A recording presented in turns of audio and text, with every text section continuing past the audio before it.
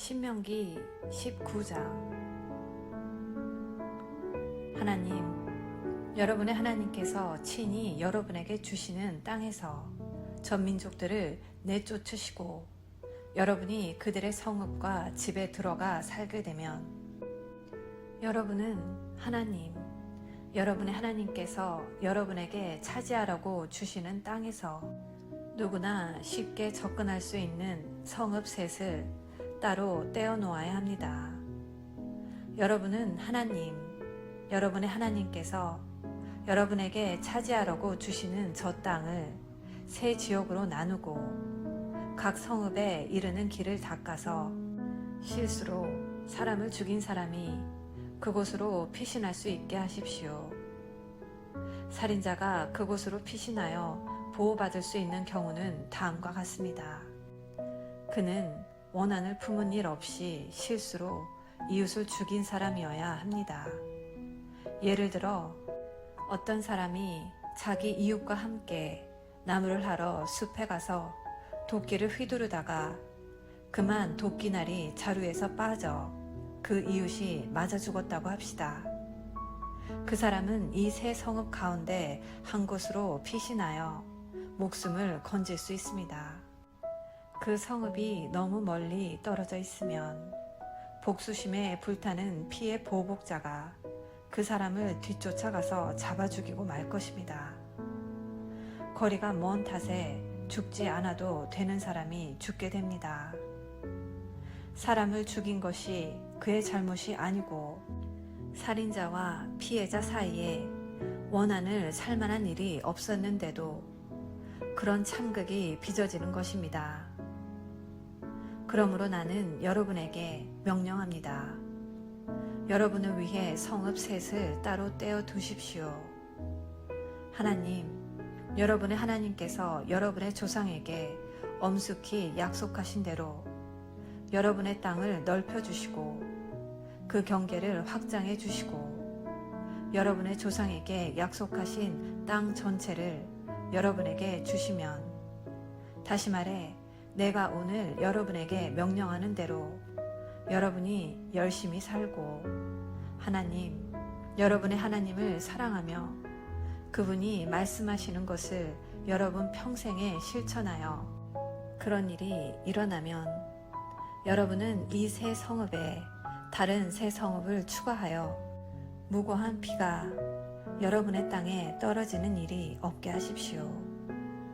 하나님, 여러분의 하나님께서 여러분에게 유산으로 주시는 땅이니 여러분은 그 땅을 무고한 피로 더럽혀 피 흘림의 죄를 뒤집어 쓰지 않게 해야 합니다.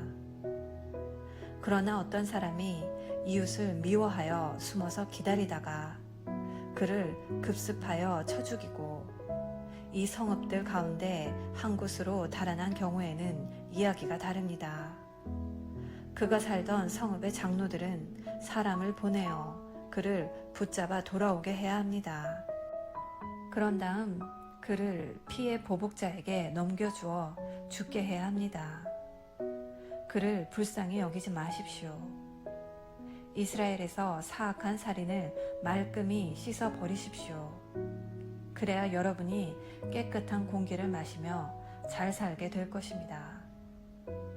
여러분은 그 땅에 첫 발을 들여놓은 여러분의 조상이 오래전에 자기 소유지 경계로 세워놓은 경계표를 옮기지 마십시오. 어떤 범죄나 죄도 한 사람의 증언만으로는 유죄 판결을 내릴 수 없습니다. 증인이 두세 사람은 있어야 그 일을 판결할 수 있습니다. 악의를 가진 증인이 나타나서 어떤 사람에게 죄가 있다고 말하면 다툼에 연루된 두 당사자는 하나님 앞에 그 당시 직무를 맡은 제사장과 재판관들 앞에 서야 합니다. 재판관들은 철저하게 신문하여 그 증인이 거짓 증인이고 자기 동족 이스라엘 자손에 대해 거짓 증언을 한 것이 드러나면 그가 상대에게 주려고 했던 것과 똑같은 벌을 그에게 주어야 합니다. 여러분의 공동체에서 더러운 악을 말끔히 쓸어버리십시오. 그러면 백성이 여러분이 한 일을 듣고 마음에 깊이 새겨 여러분 가운데서 그와 같은 악을 다시는 행하지 않을 것입니다. 그를 불쌍히 여기지 마십시오. 목숨에는 목숨으로, 눈에는 눈으로, 이에는 이로, 손에는 손으로, 발에는 발로 갚으십시오. 아멘. 오늘은 신명기 19장 말씀을 함께 묵상하였습니다. 오늘 본문은 이스라엘 안에 도피성을 둘 것에 대한 하나님의 지시를 담고 있습니다. 이 도피성은 바로 예수 그리스도의 예표입니다. 그리스도는 그리스도께 피하는 모든 죄인의 완전한 도피성이 되시기 때문입니다. 그리고 경계표를 옮기지 말라는 명령이 더해집니다.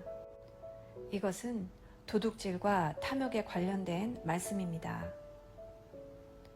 땅은 하나님의 것이라는 근본적인 원칙이 있었고, 하나님께서 처음에 각 지파에게 분배하여 주신 것을 받아 자족해야 함을 가르치시는 것이며, 소유에 대한 욕심으로 이웃을 해하는 것을 허락치 않으심입니다. 마지막으로 증인의 규정이 제시됩니다.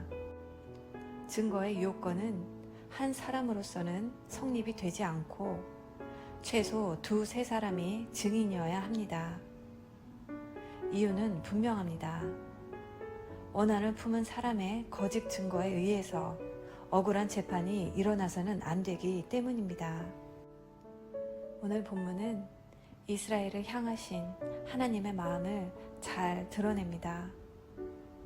도피성과 증인의 규정을 통하여 억울한 일이 없게 하심과 실수한 자들을 보호하시려는 하나님의 마음이 나타납니다.